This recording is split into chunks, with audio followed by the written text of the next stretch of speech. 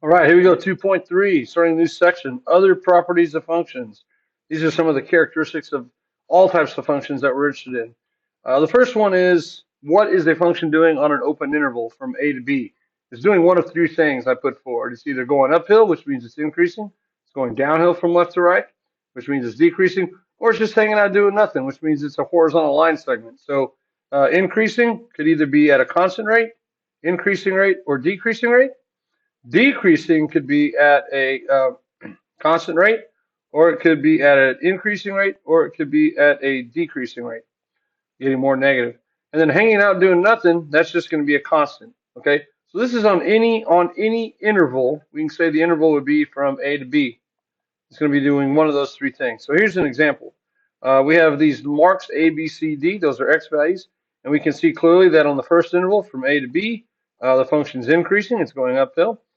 From B to C, the function is going downhill. It's decreasing from left to right. And then it changes again, and it's going back uphill again from left to right. So this one is not uh, hanging out or being constant on an interval. It's very, very infrequent that we see intervals where it's constant, unless it's like a piecewise function or the function is a constant itself. But usually if it's curved, it's either going uphill increasing or downhill decreasing. And remember, we always read a graph from left to right. So that would be from least to greatest. If there's more than one interval, like here that we say it was increasing, we join the two open intervals together with a union symbol. That union symbol is the fancy mathematical word that means or. So it's increasing from A to B or from C to D. And we can also write x epsilon in front of these intervals. I get in the habit of doing that now. It's kind of an advanced or an involvement, I guess I should say, of my notation to make sure that those are not ordered pairs x comma y, but to make sure that they're ordered pairs x1, x2. All right. Here's a nice little example. I got this graph off the internet. It has the graph of weight in pounds as a function of time in years. And we're measuring time in X, it says, instead of T, which is okay, but it's years.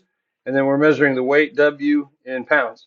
And I came up with this little scenario here. I don't know if this is what the graph was intended, but Grandpa George, he's 80 years old, and his mind is not what it used to be.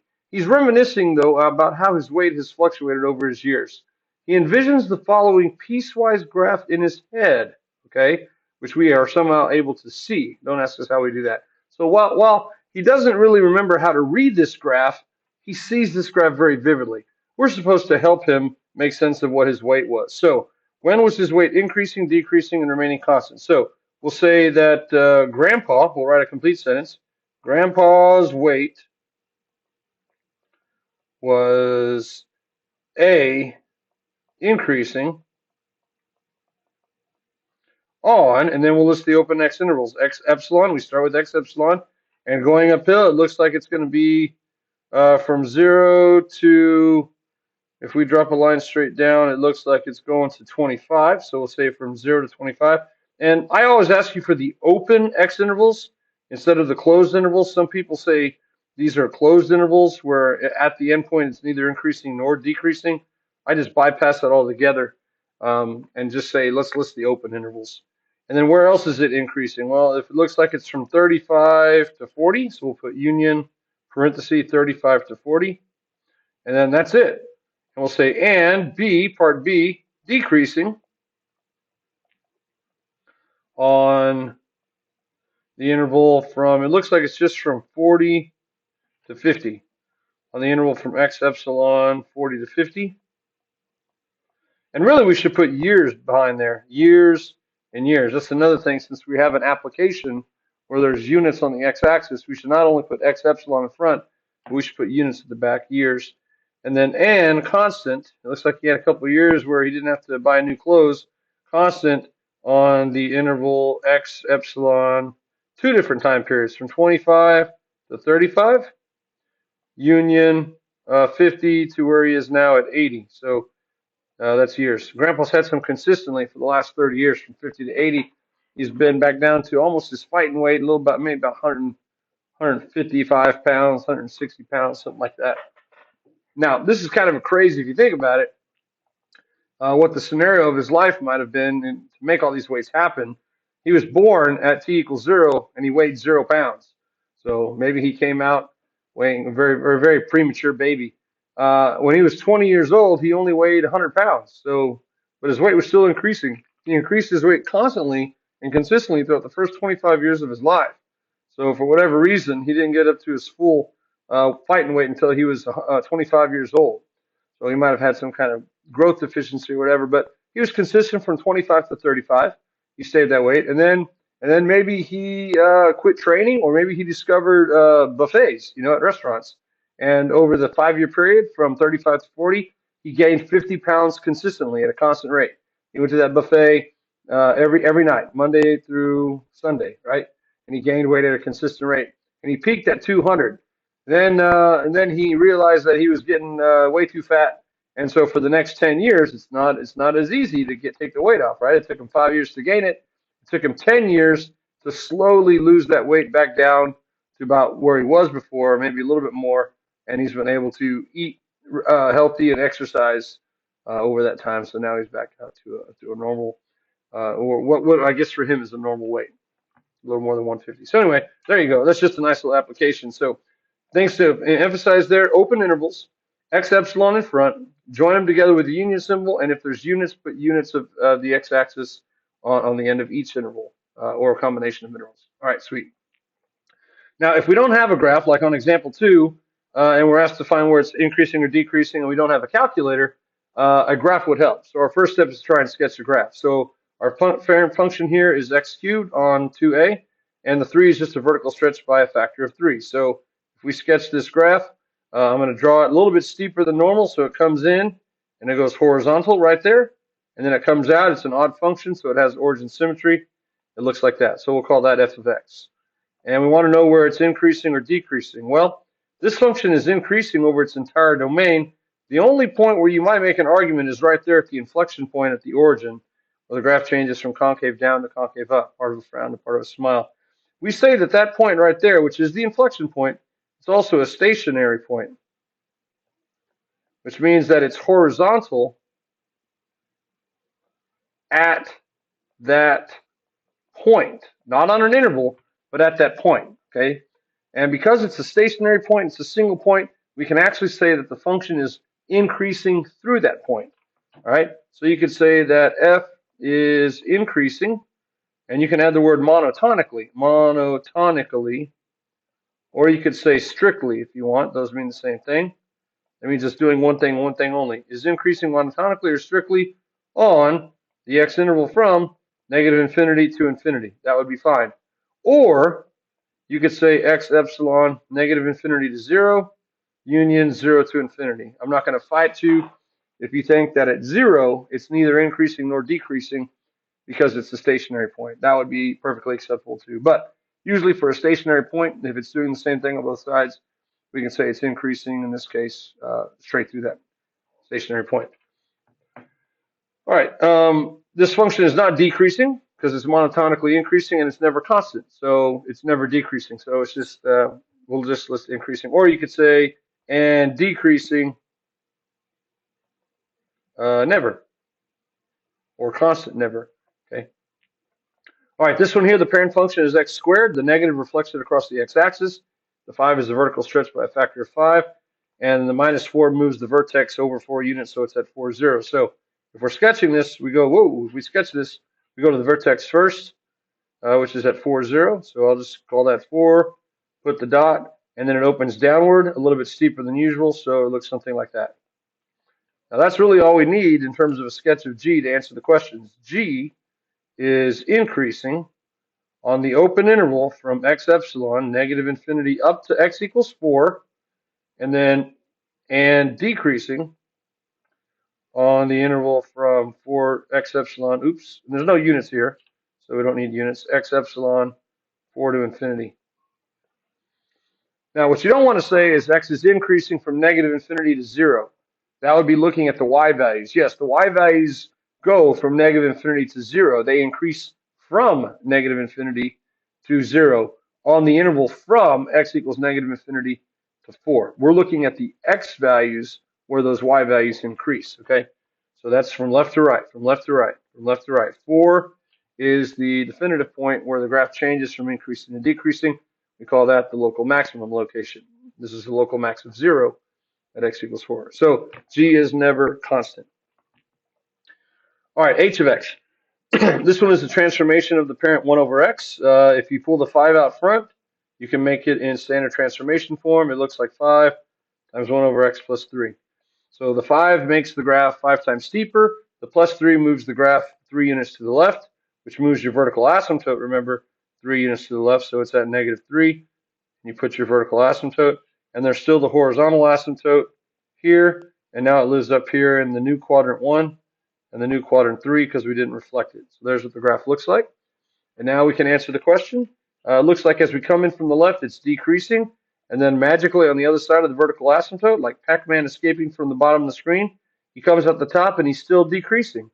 So this function is monotonic increasing. So we'll say h is, we could say decreasing monotonically, or we can say monotonic increasing. I'll do it the other way since I used it as an adverb earlier. With an ly at the end, we'll put monotonic or strictly. It's still an adverb, but you don't put monotonically, or you can. Monotonic increasing. It's an adverb, so I'm going behind or in front of, either one. Monotonically increasing or monotonic increasing on the interval x epsilon from -infinity to x equals -3, where the vertical asymptote is, union -3 to infinity. Now, in this case, we have to step over -3. Unlike in the previous one, when it was monotonically increasing, we could go right through the singularity. The function was defined there, so we can go right through the singularity. Here, the function is not defined there, so we can't go through the singularity. We have to manually step over it, okay? And because it's monotonically increasing, we don't have to even address decreasing or constant. It doesn't happen. All right, now let's talk about local max and mins. I already mentioned that right here. This is a local min. We'll call this a local min. And this is when the graph of f of x changes from decreasing to increasing. We have a local minimum of y equals k at x equals h. Okay, the minimum itself is the y value, and it occurs at an x value. Whenever the graph of the continuous function changes from increasing to decreasing, we have ourselves a local maximum, and in this case, we'll say of y equals k at x equals h. So the of is the actual y value, which is the local max itself, and the at is the x coordinate where it occurs. All right. This should say maximum down here. That's wrong. Got to change that. Okay. Now, if this is what the graph looks like, these are also absolute minimums and absolute maximums. The difference is you could have the graph actually looking like this, okay? And you'll have another local minimum here and another local minimum there and a local minimum there. So you can have several local minimums, but you can only have one absolute minimum. If this were what the graph actually looked like, then the absolute minimum would be k, or the global minimum, same thing, would be k, and you can only have one. But you could also then have several local minimums, which would also be k. A local can be an absolute. You'd have 3 local minimums and just the 1 global minimum. Okay, so that's the difference between local and global, or relative and absolute. They're used interchangeably. Relative min and local min are the same. Absolute min and global min are the same. And just min. You don't even have to say. If you just say min without qualifying it, everyone's going to assume you're talking about global or absolute. So if you want it to be a local or a relative min, you have to say local or relative. And you can have several local or relatives, just like you can have several mayors throughout different cities, but there can be only one president. That would be like the absolute extrema. Okay. By the way, I just said the word extrema. These are extreme values, and the plural of extrema, or the plural of extreme value, is extrema. Okay, so extrema with an A, this is plural. And these are local extrema, plural, local max and local mins. So up here, I said we had a local, on back to 2B, sorry, looking at graph of G, we have a local max of y equals 0 at x equals 4. That's where the graph changed from increasing and decreasing. A did not have a local extrema at all. There was no hill or valley. Maxes occur on hills for the most part, and mins occur in valleys. This one didn't have one either. Now, these are for continuous functions. You can have non-continuous functions. Let's look for non-continuous functions real quickly, because you can have local extrema at a discontinuity. Non-continuous functions. If I have something that looks like this, here's x equals a. Let's say I have a y value right here, and it's at y equals b, and let's call the whole at y equals c. This one would actually have a local max of y equals b at x equals a. Okay. Here's the true test. If it's not a continuous function, and you could do this for continuous functions, here's the true litmus test of a local max. If you go to the y value at that x value, if immediately to the left and immediately to the right, you have values that are lower, immediately to the left and immediately to the right, you have values that are lower, then that's going to be a local maximum. Okay. And that works over here as well. Here's my y value. Immediately to the left, we have lower, and immediately to the right, we have lower. That's the ultimate litmus test for continuous and non-continuous functions. If the functions are continuous, you can just say local mins are on valleys and local maximums are on hills. Let's look at another one that looks like this. How about I have an open, let's do this. How about I come in like this with an open circle, and I put a solid dot there and an open circle right here, and I do that. Is this value right here, this blue dot, a local max, local min, or neither? Well, if I look to the left, I see values that are higher. If I look to the right, I see values that are also higher. So this would be a local minimum, a local minimum, a local min. One last one here. If I have the same thing, let's say it comes down and then it does this, and then the value's in the middle. Now, immediately to the left, I have lower, and immediately to the right, I have higher. This would be no local extreme value. Okay, it's neither a local max nor a local min. So just keep that in mind. That's for non-continuous functions. They still have to be in the domain. Okay, so typically if we have like a vertical asymptote, it's not going to work. But if we have jumps or holes, we can analyze it in this way. Okay, now back to these continuous functions here. We want to know the coordinates of all relative extrema. That is, I want to know the x value, where it occurs, and the y value, what it actually is, using the graphing calculator. We have to use the graphing calculator here because we don't know what the graph looks like, and they're not just simple transformations of parent functions like on example 2 where we can sketch them. So I'll show you how to use the calculator. All right, step 1, go to your calculator, turn it on, and go to y equals now. We're going to type in this equation, x caret 4, click to the right, minus 7x squared plus 6x. Make sure you got it in y1 correctly, and then hit zoom 6. That's your standard viewing window.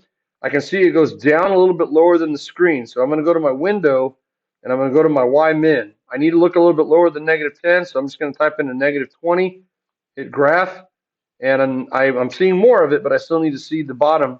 So I'm going to go down to my window min, y min, I'm going to go -30, hit graph, and now I can see it. So it looks like I have 2 local mins, 2 valleys, and 1 local max. So here we're going to list them. We're going to say F has, let's do the mins first, local mins, and we'll say of y equals. Now here's how you find it. You go second trace, that takes you to your calculate menu, and we're trying to find the min, of course it's number 3. You have to block off a piece of the graph to the left and to the right. So I'm going to scroll to the left. I can see them to the left. I hit enter, lock in that point, click to the right until you know you're past the min, hit enter, and now you set your right boundary, and for your guess you can just hit enter, and it'll scan that interval, and it'll tell you right there. We have a minimum of, and make sure you list the y value first, -24.057. And just a reminder that we also do 3 decimals, round or truncate. So we have a minimum of y equals -24.057 at the x value, -2.056. I'm a big truncator, so I never even bother rounding, but you know how to round. And we have another one, y equals at x equals. Let's go find the other one. Second trace, number 3 again. This time I'm scrolling somewhere to the left of that min. I can see I'm to the left there of that min. I'll hit enter. Click to the right for the right bound. I'm past that one. I hit enter, and I hit enter for the guess, and it'll scan, and there it is. -1.766 at x equals 1.600. Now, if you truncate there, you do need both zeros, because notice after that third zero, it's not zeros forevermore. It's not a terminating decimal. The 00 is part of the accuracy. So you need 1.600 if you truncate, or 1.601 if you're a rounder. Okay, and a local max of y equals at x equals. Let's find the max. Now, how do we find the max? Second trace takes you to your calculate menu. And now we go to number 4, maximum. Left bound, I got to scroll to the left of the high point, which looks like somewhere in there. Enter. Click to the right. We're going up. We're coming back down. I can see them to the right of the high point. Hit enter. And for your guess, you hit enter, and it scans. And there it is. Now we're just writing it down. The local max is 1.323 if you truncate, at x equals 0.455 if you truncate. And of course, both of those round up if you want in the third decimal. And that's it. The calculator kind of takes a lot of the fun out of it, but we do know how to use it. It is a number crunching machine, so it can get down there, and those should be correct to 3 decimals. All right. Second trace, number 3. Second trace, number 4. Second trace is your calculate menu. We use that a lot. All right. Now we move on to B. B is u of x, and it's a transformation of x to the 2/3, which is a parent function in calculus. Here's what I'll just show you what it looks like. F of x. Let's back up here. F of x equals x to the 2/3. I call that the bird graph. Okay. Here's what it looks like. It's always positive because it's x squared. It's the cube root of x squared. Remember, that's the other way to look at it. The cube root of x squared. Because it's squared, it's always positive. It comes in here and goes vertical, and then it comes out symmetrically, vertically, and looks like this. So it has y-axis symmetry because it's squared. That's a little shaky on the left, but you can see those are y-axis symmetrical, and it goes vertical. It goes vertical at the origin. And so right there where those two come together, without the axis there, it looks like that. It looks like an old seagull or bird that you draw on your bird graphs. We call that point right there where two curves come together sharply, we call that a cusp. Okay, so there's a cusp there. Now, what would the 3 do to this graph? The 3 would stretch it vertically by a factor of 3. And then the -4, -2, well, that would move it right 4 and down 2. And so we could follow that vertex, if you will, the cusp. 1, 2, 3, 4. And then -2, it would move it here. So it goes like that. And then it's up vertically by a factor of 3. So it looks something like that. So this is how the calculus students would have to do it. I would expect them to know what the parent function looks like. They sketch the transformation, and you can see you have u has a local min of y equals -2 at x equals 4. So notice it's not a smooth turn there, it's a sharp turn. It's still a valley, but it's still a local min. Now, if you did this on the calculator, you go y equals, you would say 3 parentheses, x minus 4 close parentheses to the 2 divided by third power, -2, and then hit zoom 6. Remember, we messed with the window, so you go zoom 6. Now, watch this. Second trace, number 3, minimum. Left bound, it looks like I'm to the left. I hit enter. Right bound, I go down. I come back up. I hit enter. And now if I hit enter, look what it gives you. It gives you 4.000000012 and -1.999999967. That is your calculator's way of telling you, the boss of the calculator, that the answer is not what you see there, those non-integer numbers, but that the answer is supposed to be the integer value of -2 for the y value and +4 for the x value. How do we know that? Well, your calculator is a number crunching machine, and it can't quite always hit the nail on the head. That's why you're the boss of the calculator. Here's the rule of thumb. If you ever see 3 zeros behind the decimal, and then the fourth number is either a 0 or a 1, something small, that's your calculator's way of saying round down to the nearest integer. So that would be 4.000, and the next number is also a 0, round down to a 4. For the x values, or for the y value here, if you ever see 3 nines, and then the fourth number is either a 9 or a large number, like in this case a 6, that's your calculator's way of saying, hey, you need to round to the nearest absolute value of the integer. So 1.999 and then a 6, which is a big number, you need to round that to 2, and because it's negative, it's supposed to be -2. So your calculators don't always hit the nail right on the head, but that's why you are using it as a tool. You are the carpenter here. This is just the tool. You're responsible for interpreting the results. Now, I'm not going to do this last one for you, but you would do it the exact same way. This is not a parent function. You would just graph it in Y1, zoom in on it if you need to. You can hit the zoom to feature to zoom in, and then you would just figure out what it looks like, and then find the local max, local mins, and list them the same way. So if you got example 3A and 3B, you should be able to get 3C on your own. Let me know how it turns out. I'll be excited to hear from you. All right, take care.